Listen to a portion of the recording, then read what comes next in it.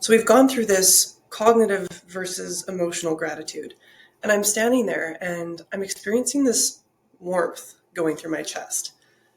And I'm experiencing gratitude in a very different way. I'm starting to notice physically that my posture is changing. I want to crack my neck. And I smile because I'm feeling happy. And I remembered I stopped myself from smiling, thinking that I felt silly. And then I realized that I was at a cabin alone in the woods and that there was no one there to judge me. And it made me think about a bunch of things about our physicality that we actually don't tap into that are really important. And that we sometimes stop ourselves from embodying emotions, which then, again, stops this powerful feedback loop. We stop it ourselves. So in this module, we're going through smiling, posture, and acting, so to speak, as an overview, and how these are the minimum effective dose things to pay attention to, things that make the biggest difference in embodying emotions. What this had made me remember was facial feedback hypothesis. This is the idea that when we're happy, we smile, but also we can smile to make ourselves happy. It's actually a two-way street because our body affects our emotions and affects our mind state. So our facial expressions influence our emotions. And smiling can make us happier. And the reason is because emotions are not just a thought and they are not just a feeling. They are a whole body dance of coordination patterns across the body. They are hormones. They are motor units coordinating for the posture of joy and happiness. They are the coordination of the facial expressions. They are linked with different pleasure-associated parts of our brain. So anything that we can tap into that actually links to an emotion actually helps amplify it. So we have this whole body impact, and when the way we move our face affects the rest of our body, quite interestingly, because it feels awkward and weird to hunch and then to smile. And it looks strange because the tone in the face and the tone in the body are not matching, and they're all part of the same nervous system. And it feels incongruent. So that's kind of really important. The other part is that there's these really unexpected connections in our face. And we have fascia all throughout our body and in our tongue, which is important for sitting against the roof of our mouth and creating good breathing posture. There is fascia that connects all the way down to our toes. And Colleen Quigley, who's a very famous distance runner, I have a link to her Instagram in the writing below this video. She actually stretches her tongue before she runs because it affects her performance in her feet so much. So things that we do with our face and our tongue will affect the rest of our body and our movement capacity. So as I was standing there, I let myself smile. And I stopped suppressing my smile, and I felt like I got all of this room in my neck and my chest because I actually allowed myself to smile and to let my body shift around this new change in my facial expression, in my muscularity. So there's also this other thing called power poses, which it's the idea that our posture affects our mood, and you will hear people talking about how they stand with their hands on their hips and try and stand proudly for a while to try and feel more confident before they give a speech or a presentation or perform as an athlete. And interestingly, these actually got debunked, and people said this actually doesn't work. But I think that there was a mistake made.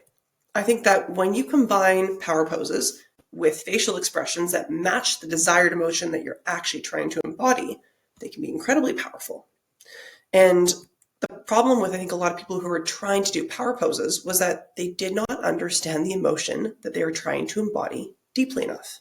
And they probably weren't expressing it through their face, and they probably weren't visualizing it. It wasn't a full sensory send on their power pose. So when we look at all of these different aspects of physicality and how they affect emotions, you have to look at it as a whole, because these are just little pieces of the puzzle that can be blended together. So as I let myself smile and I let my body adjust, I noticed that I was feeling more and more gratitude. I thought, I've never felt this much gratitude in my life. This is incredible. I'm breathing well. I'm standing tall. I feel it. And then I went back to this tongue thing. So I had braces as a kid, and I also had my wisdom teeth removed because they were coming in and my mouth was overcrowded. So modern lifestyles, soft foods, sitting, looking at computers now, looking at phones, braces, getting your wisdom teeth removed, all can negatively affect our posture and our breathing. And if our posture and our breathing is being affected by our emotional state and our facial expressions and posture, it's also going to be affected by our mouth and our mouth functions. And I read this amazing book called Breath that had me figuring out that my mouth was basically too small for my tongue and I wasn't breathing properly and was affecting the way I moved. So I actually ended up getting orthodontics. Now, you don't need to do this, but the idea is it's good to be aware that your tongue and your mouth placement and how you breathe really, really matters. So great starting point is you push your tongue to the roof of your mouth and you lay it on the top of your mouth, and you should be able to make this noise. And if you can do that, that's where your tongue is supposed to sit. And if it's just floating in your mouth and the tip of your tongue is simply sitting behind your teeth, then that's a good sign that you need to work on your tongue posture. And you can look up just tongue exercises for correct tongue posture, and you will find them on Google or YouTube. To take this one step further, I wanted to point out that actors embody characters that they play all the time. And that influences the way they move, how they express, and often the way that they feel. You think about Heath Ledger in The Joker, that most famous role where it made him go kind of crazy. Jack Nicholson talked about how it made it kind of crazy. And we can push our emotions one way or another, but we have to deeply understand them. And when we do, we can physically embody them. Now, we don't need to make ourselves into the Joker, and we don't need to take ourselves out of who we want to be and who we believe is true to who we are. But just as I stop myself from smiling, a lot of us stop ourselves or don't allow ourselves to step into who we want to be. And that's a pretty powerful realization if you realize you're accidentally holding yourself back by not allowing yourself to fully embody the emotion that you want. Oh, running glitches. There we go. So the more deep you understand an emotion, the more deeply you can experience it. And from that, the more you can physically embody that emotion through posture, through movement, through facial expression. And it's not this thing that you are actively trying to do and actively trying to create dance moves with your face. It's that it will naturally come through a lot of the time if you understand the emotion more deeply.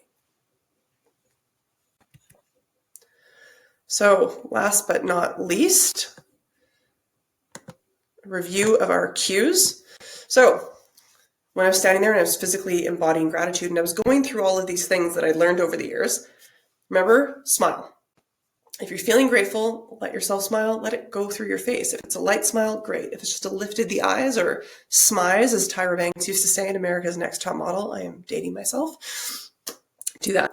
Power poses, I think, are actually good. I think maybe the studies weren't done well, but when we combine them with our facial feedback hypothesis and a deeper understanding of emotions, and we check to make sure that our posture matches how we feel and we are in the posture of the emotion we want to embody, then it starts to support the feedback loop of emotions, thoughts, and physicality. Tongue posture. Tongue posture, again, just making sure that your tongue is against the roof of your mouth. If you feel like you are standing, you can literally push the tongue to the top of the roof of the mouth, and it will help you breathe differently. Embodiment is just making sure that the more you understand an emotion, the more you can step into the physicality of it. And then last, I don't think I included this in the beginning, but there's this really great cue where you pretend like you were hanging from the ceiling by the hair on the middle of your head. And this lengthening gives us a nice cue to which to connect to. You can even think about a hook in the base of your skull lifting you up, which will kind of drop your chin a little bit. But everybody understands a cue differently, except for when you add it with tongue posture. A lot of the time, the two together will help you find this really nice place to balance from. So this is a physicality. And this is where I really started to notice that when we tap into our body, we can really start to get into emotional states. And they are easier to embody than we actually think they are.